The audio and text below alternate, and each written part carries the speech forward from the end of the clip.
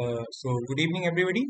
तो आज का हमारा जो सेशन है हमारी इंटर्नशिप के लिए वो प्रोवाइड किया जा रहा है हमारी रोबोटिक्स की तरफ से। So let's we begin our lecture. So आज जो हम सीखने वाले हैं वो सीखेंगे हम रोबोटिक सेंसेस के बारे में। रोबोटिक सेंसेस आखिर क्या होती हैं, रोबोटिक में किस तरह के सेंसर्स लगते हैं जिसके द्वारा वो अपने आसपास के एनवायरनमेंट समझ पाता है। तो आज हम 5 सेंसेस के बारे में पढ़ेंगे जिनका नाम अभी आगे आपको स्क्रीन पर दिखाई देगा। तो सबसे पहला हमारा सेंसर अल्ट्रासोनिक सेंसर, दूसरा है साउंड सेंसर, तीसरा है एलडीआर सेंसर, चौथा है DHT11 सेंसर। उसके साथ है हमारे पास लास्ट में IR सेंसर। जैसे आप जानते हैं, जैसे हम इंसान है, हमारे पास देखने के लिए आंखें, सुनने के लिए कान है और टच को महसूस करने के लिए स्किन है। इसी प्रकार हमारा जो रोबोट होता है उसके पास भी अपने फिजिकल एनवायरनमेंट को, उसके आसपास जो एनवायरनमेंट है उसको कैप्चर करने के लिए, उसको देखने के लिए, समझने के लिए सेंसर्स हम उसमें अटैच करते हैं। ये सेंसर्स क्या क्या नाप सकते हैं? ये सेंसर डिस्टेंस नाप सकते हैं, साउंड डिटेक्ट कर सकते हैं, ध्वनि डिटेक्ट कर सकते हैं, रोशनी को डिटेक्ट कर सकते हैं, नमी को डिटेक्ट कर सकते हैं और साथ ही आपके एनवायरनमेंट में कितना टेम्परेचर है, कितनी गर्मी है, कितना तापमान है, उसको भी ये डिटेक्ट कर सकता है। और ये डिटेक्ट किसके द्वारा होगा? सेंसर्स के द्वारा। और ये जो सेंसर्स हैं हमारे इन्वायरमेंट के इन अलग अलग पैरामीटर्स को इलेक्ट्रिकल सिग्नल्स में कन्वर्ट करेंगे और ये जो इलेक्ट्रिकल सिग्नल है हमारा आगे माइक्रो कंट्रोलर के अंदर जाएगा। अब ये माइक्रो कंट्रोलर क्या होता है? जैसे आप जानते हैं आपके मोबाइल फोन में प्रोसेसर होता है, आपके लैपटॉप में प्रोसेसर होता है, आपने अलग अलग प्रोसेसर्स का नाम भी सुना होगा। जैसे इंटेल के प्रोसेसर्स आते हैं, i3, i5, i7, है ना। इसी प्रकार हमारे रोबोट के अंदर भी एक प्रोसेसर लगता है, उस प्रोसेसर को माइक्रो कंट्रोलर कहते हैं। ही माइक्रो कंट्रोलर से एक माइक्रो कंट्रोलर का नाम है आर्डुइनो उनो। जैसे आपका i3 i5 है वैसे ही आपका होता है आर्डुइनो उनो। तो ये आज अभी हम पढ़ने वाले हैं हमारे फर्स्ट सेंसर के बारे में, which is ultrasonic sensor. Ultrasonic sensor को समझने से पहले मैं आपको अल्ट्रासोनिक का मतलब बता देना चाहता हूँ।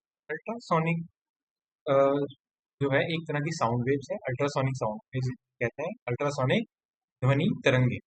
अल्ट्रासोनिक साउंड वेव्स जो होती हैं वो ऐसी साउंड वेव्स होती हैं जो हम अपने इंसानी कानों से नहीं सुन सकते। की ध्वनि इतनी ज़्यादा होती है कि हमारे इंसानी कानों से नहीं सुन सकते हैं।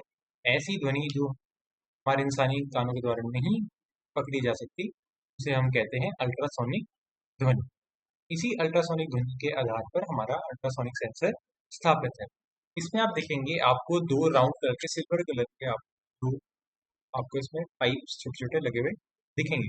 एक पाइप के नीचे आपको टी लिखा हुआ दिखेगा, दूसरे के नीचे आर लिखा होगा। सो टी का मतलब है हमारा ट्रांसमीटर, आर का मतलब है रिसीवर। हमारा जो ट्रांसमीटर होता है ये अल्ट्रासोनिक तरंगे छोड़ता है, अल्ट्रासोनिक साउंड वेव्स को छोड़ता है। जो हमारा रिसीवर है उस अल्ट्रासोनिक साउंड वेव्स को डिटेक्ट करता है। हमारा ट्रांसमीटर ट्रांसमिट करेगा और उसके साउंड वेव्स के रास्ते में कुछ भी टकरा आएगा, ऑब्जेक्ट आएगा, चीज जिससे वो टकराएगी तो वो टकराकर वापस जाएगी और हमारे रिसीवर में रिसीव हो जाएगी। हमारे अल्ट्रासोनिक सेंसर में मुख्य तौर पर 4 पिन्स होते हैं। यहाँ पे आप पिन्स देख पा रहे होंगे। इन पिन्स का नाम है VCC, trigger, echo and GND। जिसमें आपका जो VCC है वो रहेगा +5 वोल्ट, ट्रिगर रहेगा हमारा एक ऐसी पिन जो कि हमारे इस सेंसर को बताएगी कि इसको एक साउंड वेव को छोड़ना है। ये जो हमारा ट्रिगर है ये कनेक्ट है हमारे ट्रांसमीटर से। उसके बाद है इको, हमारा जो इको है कनेक्टेड है हमारे रिसीवर से।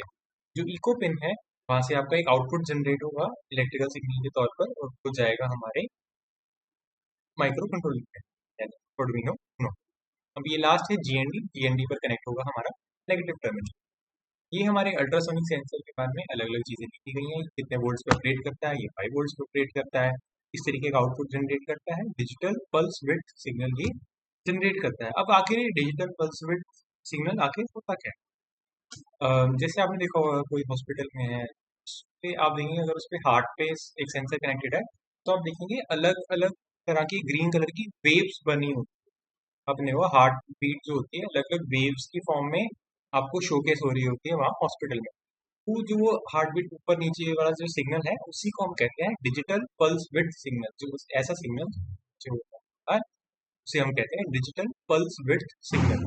ठीक है। अब जो हमारा दूरी नापने का फॉर्मूला है जो हमारा सेंसर इस्तेमाल करता है वो आपके सामने यहाँ दिखाई दे रहा है। डिस्टेंस, पल्स ड्यूरेशन और 0.034 से मल्टीप्लाई करके 2 से डिवाइड कर देंगे। और ये है अगला हमारा इफेक्टिव रेंज और उसकी सेंसिटिविटी। हमारा जो अल्ट्रासोनिक सेंसर रहेगा उसकी जो फ्रिक्वेंसी, उसकी जो रेंज रहेगी वो 2 सेंटीमीटर से लेकर 400 सेंटीमीटर तक रहेगी। अगला हमारा जो सेंसर है साउंड सेंसर। साउंड सेंसर में आप देखेंगे आपको रेड कलर में दिखाई दे रहा होगा, इसमें भी आपको 4 पिन्स दिखाई देंगी। इसमें भी 4 पिन्स में 2 पिन्स रहेंगी वीसीसी एंड जीएनडी, जो सब में ही कॉमन रहेगी। सभी सेंसर्स में आपको वीसीसी एंड जीएनडी देखने को मिलेगा। और आपको दूसरी तरफ वीसीसी के साथ ये भी लिखा हुआ दिखाई देगा कि वो कितने वोल्ट्स पर ऑपरेट करेगा।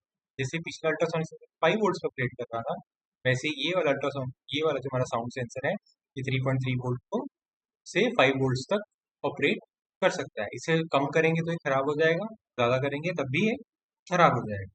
ये हमारा साउंड मॉड्यूल है। इसके ऊपर यहाँ पे माइक लगा हुआ है, इसको माइक्रोफोन भी कहते हैं। हमारा साउंड कैप्चर करता है और इन सिग्नल्स के द्वारा, इन पिन्स के द्वारा हमारा एक सिग्नल जनरेट करता है। इसमें आपको लिखा हुआ दिखेगा एक डीओ एंड एओ। डीओ का मतलब है डिजिटल आउटपुट, एओ का मतलब है एनालॉग आउटपुट। हमारे डिजिटल आउटपुट से ऑन और ऑफ सिग्नल जाएगा और एनालॉग आउटपुट से हमारा डिजिटल पल्स विड्थ सिग्नल जाएगा, जैसे मैंने आपको पहले बताया।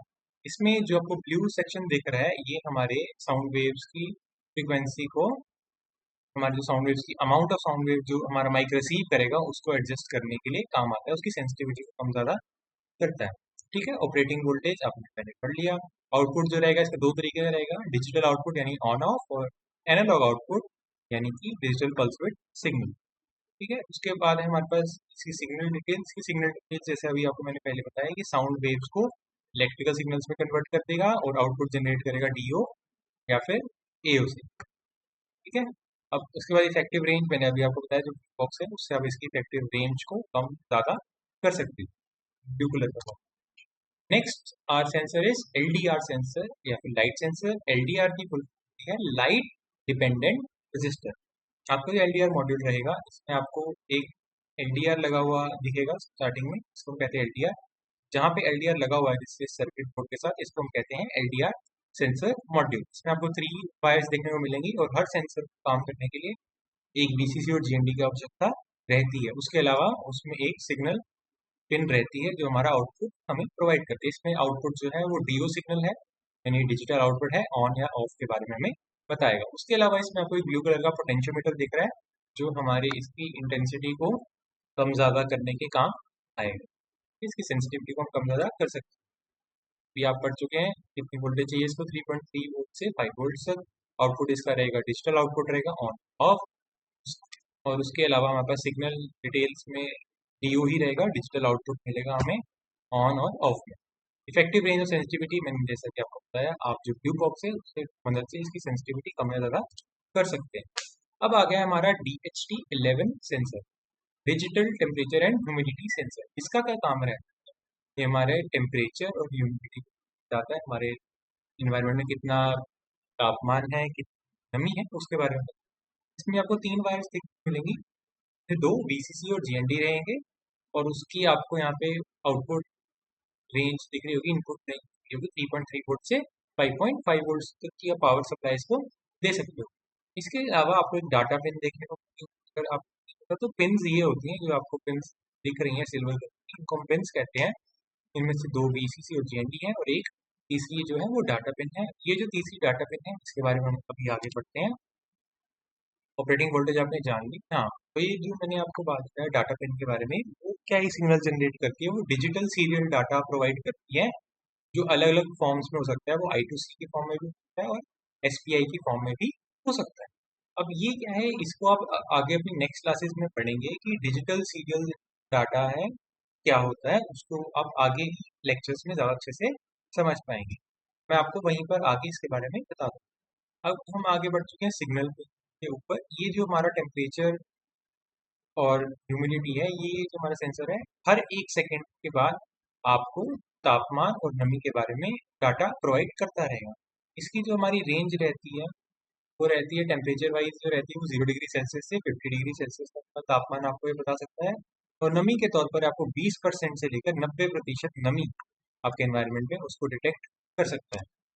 अब आ गया हमारा last sensor which is IR sensor, जो कि है इंफ्रारेड सेंसर भी कहते हैं हम इसको। IR का मतलब होता है इंफ्रारेड जैसे आपने अल्ट्रासोनिक के बारे में पढ़ा था, अल्ट्रासोनिक साउंड वेव्स ऐसी साउंड वेव्स हैं जिनकी ध्वनि इतनी अधिक है जिनको हम अपने इंसानी कानों से नहीं सुन सकते।